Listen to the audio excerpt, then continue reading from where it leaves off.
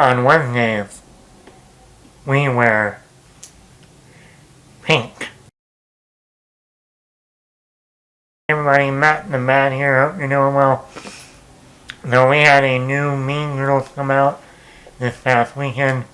Funny enough, this April coming up will be the 20th anniversary of the original Mean Girls, that starred Lindsay Lohan, Rachel McAdams, Amanda Seyfried, Lacey Chabert, Tina Fey, Lizzie Kaplan.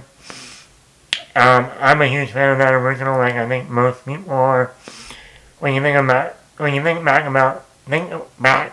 on the best high school movies, especially in the 2000s, yeah, you have, American Pie. We got 10 Things I Hate About You. And I would say the other one is the original Mean Girls. Talk about a savage movie that shows you how girls are, whether they're friends, whether they're not friends. They are savage, if you know what I mean. I saw my own version of Regina George and Katie Heron left back in 2022 at my sister's wedding.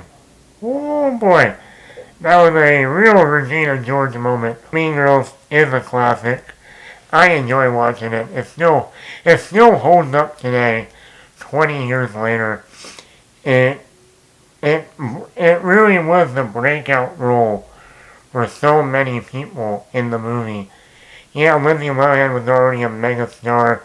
Actually, after this movie, that's when she started spiraling out of control. But Rachel McAdams, this movie was before The Notebook. This broke her out, major breakout.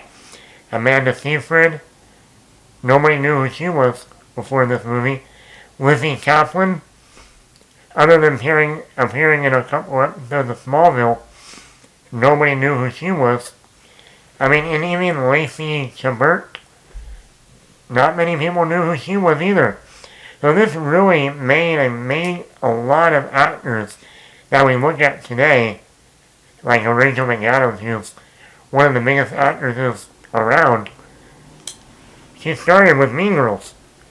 So I do like the original, but we are not talking about the original. We are talking about the reboot, remake, musical, something.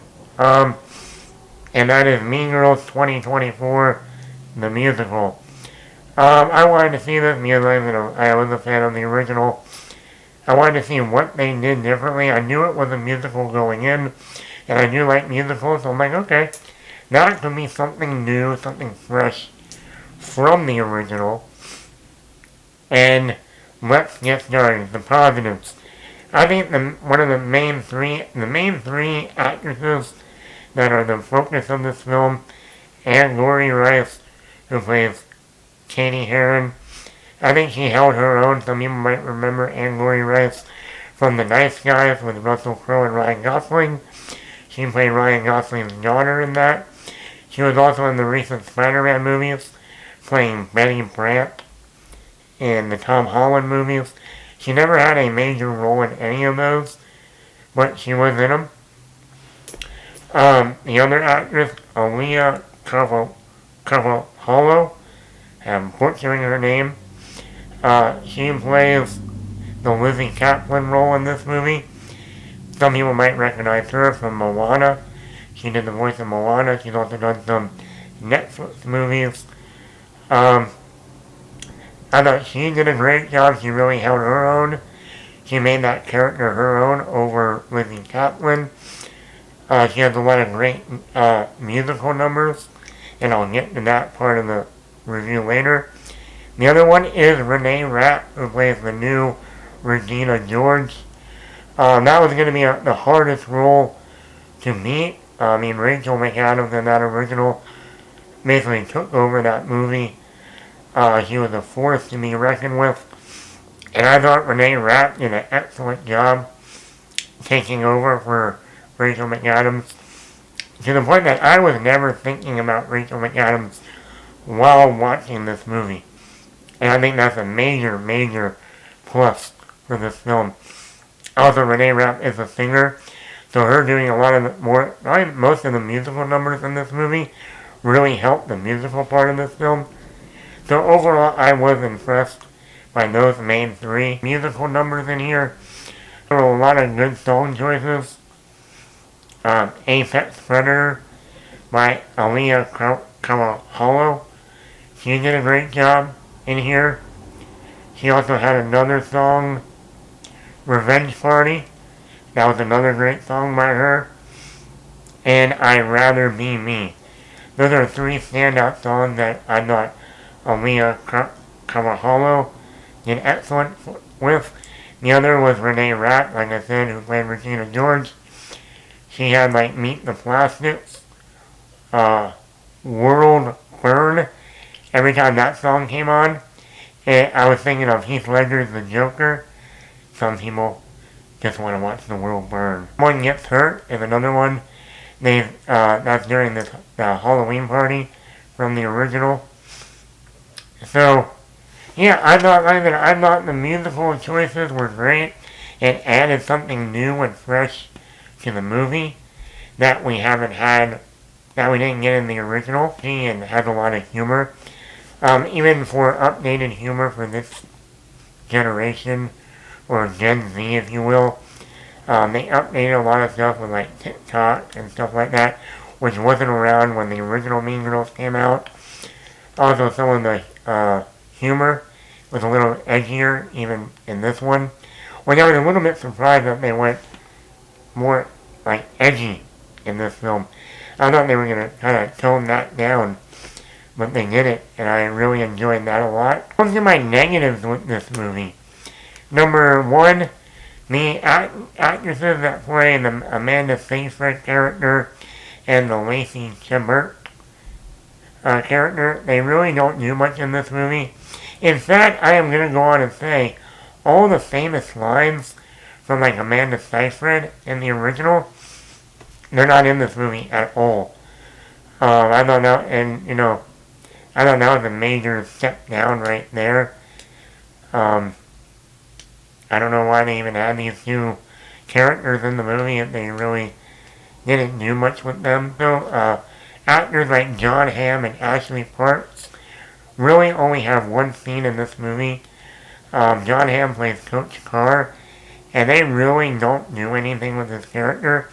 If you remember the original, Coach Carr was having a thing with two Asian students. They don't even touch that in this movie. So that was a real waste of John Hamm. I mean, what was the point of getting John Hamm for one scene? You could have got some rando to play that character. But my main issue with this movie is the nostalgia. The famous moments, the famous lines. What's today? Oh, it's October 3rd. She doesn't even go here. Oh, that's so fetch. And then you get the moments like the Halloween. That's the other thing. This movie almost didn't know if it wanted to be a sequel or a remake at the same time. Like they have the Halloween party, and the Plastics are wearing. Each of them are wearing different costumes. Where in the original, they all dressed up as like Playboy bunnies. I think it was. Like Playboy with the little bunny ears, the little bunny tail. In this one, they each have different outfits. But then you got Katie Heron, who's wearing the same outfit that Lindsay Lohan wore in the original.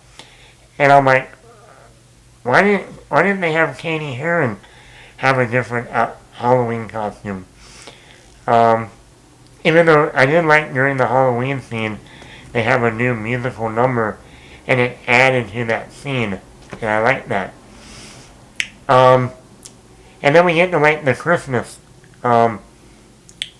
thing on stage, where they're all dressed up in Santa hats. Another very memorable scene from the original. And they kind of just They do pick out a different song. It's not Jingle Bell Rock. But even that was so quick. That was the other thing. Like, all the moments that you remember from the original, it's almost like they were like, okay, we gotta have these in here because that's what people are going to remember.